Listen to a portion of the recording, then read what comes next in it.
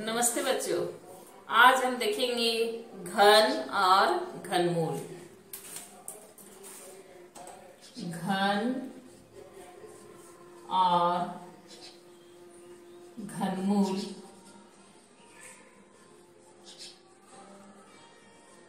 Cube and cube root.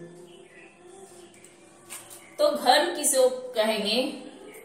किसी भी संख्या को, मान लो हम 6 एक संख्या लेते हैं, अगर उसको हम उसी संख्या से 3 बार गुना करते हैं तब क्या कहलाता है?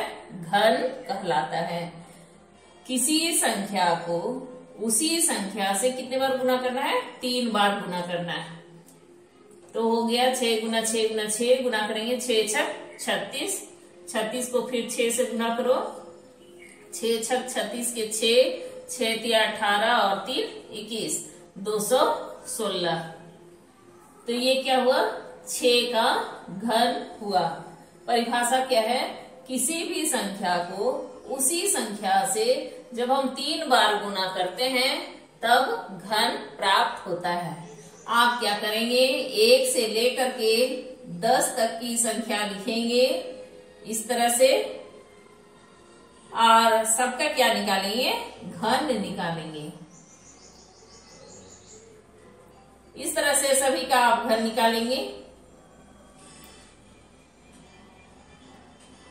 एक हम करके बता रहे, जैसे 1 का क्यूब है 1 गुना 1 गुना 1 क्या होगा? 1।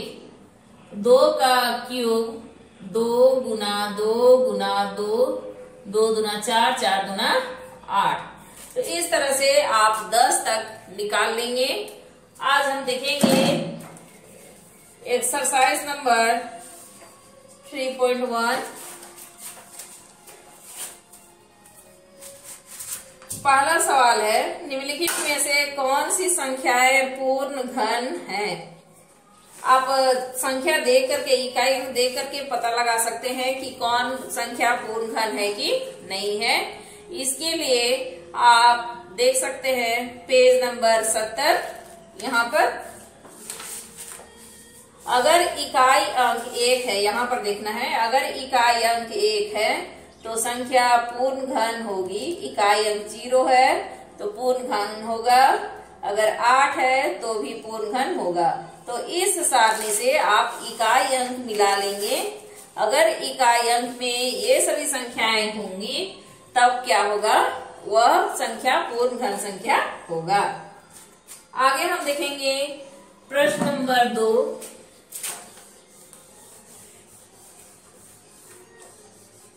प्रश्न नंबर 2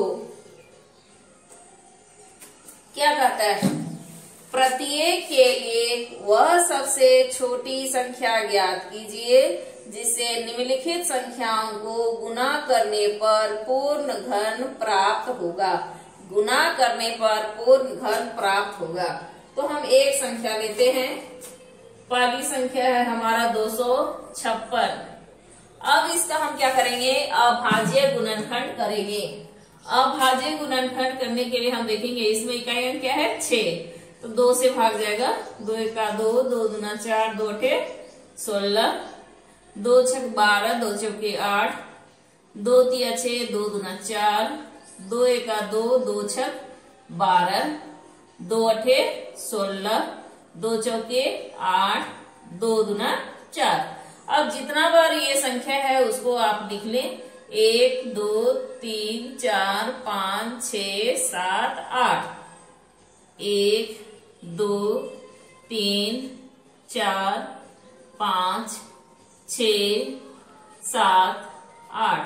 1 2 3 3 3 करके आप इसको बनाते जाइए समूह। कितना बच गया? 2 गुना 2। अगर इसमें एक संख्या और 2 रहता, यहाँ पर क्या बच गया? 3 3 होने के लिए 1 2 और चाहिए था, यानी 2 वह संख्या है जिसे 256 से गुना करने पर पूर्ण घन प्राप्त होगा, पूर्ण घन प्राप्त होगा। तो आपको क्या करना है, बहुत आसान है, अभाज्य गुणनखंड निकालना है। अभाज्य गुणनखंड करके 3 का संख्या का समूह बनाना है इस तरह से। और जो संख्या में 3 अंक नहीं हो रहे, जैसे 2 गुना 2, यहाँ 2 ही बार हुआ, एक बार और रहता है, यानी 2 से हम गुना करेंगे तो क्या हो जाएगा, 256 से गुना करने के बाद पूर्ण घन संख्या प्राप्त होगा। इसी तरह से आप बाकी जो 4 प्रश्न हैं वे बना लेंगे। आगे हम देखेंगे प्रश्न संख्या 3। प्रश्न संख्या 3 क्या कहता है, प्रत्येक के लिए वह सबसे छोटी संख्या ज्ञात कीजिए जिससे निम्नलिखित संख्याओं को भाग देने पर, दूसरा में था गुना करने पर, इसमें क्या है, भाग देने पर भागफल एक पूर्ण घन प्राप्त हो जाएगा। तो हम पहला नंबर देखेंगे 128। क्या देखेंगे, 128। तो यहाँ पर हमारा दूसरा लाइन से 128 था, 128 हम भाग दिए, कितना बन गया, 1 2 3 4 5 6 7। यहाँ 1 2 को हम मिटा देंगे, 7 बार हो गया। अब यहाँ पर क्या देख रहे हैं हम, 2। तो 2 वह संख्या है जिससे 256 को भाग देने पर 256 नहीं, हमारा क्या कितना है, 128। 128 को भाग देने पर पूर्ण घन प्राप्त होगा। तो पहले वाले में था गुना करने पर, इसमें क्या है, भाग देने पर। तो 3 का समूह बनाने के बाद जो संख्या बाकी बच जाएगी वही संख्या हमारा होगा आंसर। यानी 2 वह छोटी संख्या है जिसे 128 को भाग देने पर वह पूर्ण घन प्राप्त होगा। तो बाकी सवाल आप इसमें बना लेंगे। आगे है प्रश्न नंबर 4। क्या कहता है, एक संख्या को 5 से गुना करने पर उसका घन कितना गुना हो जाएगा। 5 से गुना करने पर, तो हम कोई संख्या 5 से गुना किए, घन मतलब उसी संख्या को कितना बार गुना करना है, 3 बार। 5 पचे 25, पचे 125, तो कितना गुना हो जाएगा, 125 गुना हो जाएगा। आगे हम देखेंगे प्रश्न नंबर 5। परीक्षित प्लास्टिसिन का एक घनाभ बनाता है जिसकी भुजाएं 5 सेंटीमीटर गुना 2 सेंटीमीटर और 5 सेंटीमीटर है। एक घन बनाने के लिए ऐसे कितने घनाभों की आवश्यकता होगी। तो हम देखेंगे इसमें कितने घनाभों की आवश्यकता होगी। प्रश्न नंबर 5। आप प्रश्न उतारना नहीं भूलेंगे। प्रश्न उतारेंगे तो आपको मालूम होगा कि कौन सा प्रश्न है, उसका आंसर क्या होगा।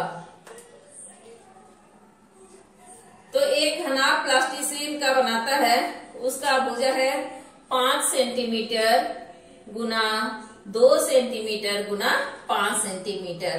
तो कितने घनाभों की आवश्यकता होगी।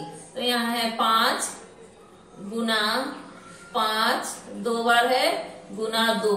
तो यहाँ पर हम घर में क्या देख रहे हैं, 3 का समूह होना चाहिए। तो एक बार और क्या होता, 5 होता और 2 बार 2 होता।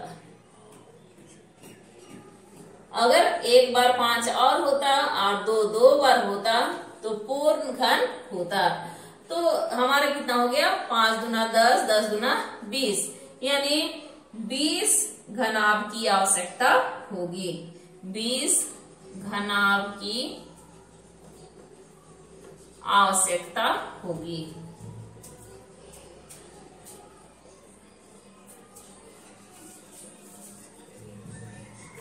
प्रश्न नंबर 6 में प्रतिरूप दिया हुआ है। 1 का क्यूब तो 1 हो गया, 1 का क्यूब प्लस 2 का क्यूब। इस तरह से आगे निकालना है आपको। 1 का क्यूब प्लस 2 का क्यूब प्लस 3 का क्यूब प्लस जाकर के कितना है, 10 का क्यूब का मान निकालिए। प्रश्न नंबर 6, यहाँ है 1 का क्यूब प्लस 2 का क्यूब प्लस 3 का cube plus dash dash plus 9 का क्यूब और प्लस है 10 का क्यूब का मान निकालिए। इसका हमको क्या करना है, मान निकालना है। तो इसके लिए यहाँ प्रतिरूप दिया हुआ है, उसी तरह से हम करेंगे। 1 जोड़ 2 जोड़ 3, 10 तक संख्या लगातार हम लिखते जाएंगे। हमको 10 तक यहाँ दिया हुआ है। 4 5 6 7 8 9 और ये रहा हमारा 10। इसका क्या है, क्यूब है। इसका क्यूब अब हम जोड़ेंगे, कितना होता है 1 और 2 3 3 3 6 6 4 10 10 5 15 15 6 21 21 और 7 28 28 और 8 36 36 और 9 कितना हो जाएगा 36 4 40 5 45 और 10 55, यानी 55 का क्यूब, यानी 55 गुना 55 गुना 55। अब हम इसको गुना करेंगे। 55 को 55 से, 5 बचे 25 के 5 5 बचे 25 26 27 5 7 2 7 5 12 के 2 7 8 9 और 1 10 का 0 2 और 3। फिर इसको हम 55 से क्या करेंगे, गुना करेंगे। 5 बचे 25 के 5 5 गुना 10 और 2 12 का 2। 5 को 0 से गुना करेंगे, 0 आएगा। 1 हसीन था 1, 5 दिया 15। 5 से फिर है तो उसी को हम उतार देंगे। 5 1 जोड़ेंगे। 5 5 और 2 7 2 और 1 3 5 और 1 6 6 1। तो कितना हमारा आ गया, इकाई दहाई सैकड़ा हजार 10,000 लाख। 1,66,375 1,66,375। तो इस तरह से हम क्या करेंगे, प्रश्न को हल करेंगे। आगे दिया है प्रश्न नंबर 7। प्रश्न नंबर 7 यहाँ पर बनाते हैं। प्रश्न नंबर 7, इसमें हमको बताना है कौन सम है या विषम है। तो पहला नंबर है 10648। तो इसका घन के लिए हम क्या करेंगे, इकाई अंक को देखेंगे। अगर इकाई अंक सम है तो हमारा आंसर में किस में आएगा, सम आएगा। तो इसका घन भी क्या होगा, सम होगा। आगे है तीसरा नंबर 9261। 9261 यहाँ इकाई अंक 1 है, यानी विषम है। तो इसका घन भी क्या होगा, विषम होगा।